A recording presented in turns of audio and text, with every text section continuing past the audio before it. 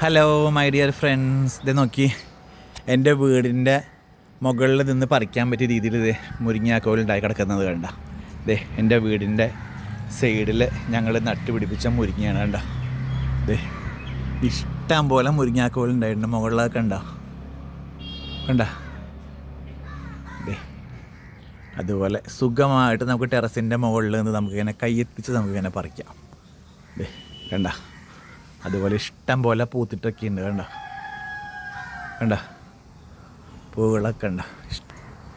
Okay, അപ്പം ഞാൻ എപ്പോഴും പറയാറുള്ളത് പോലെ എല്ലാവരും അവരവരുടെ വീട്ടിൽ ഇതുപോലത്തെ എന്തെങ്കിലും വെജിറ്റബിൾസൊക്കെ നട്ട് വളർത്തുക കേട്ടോ.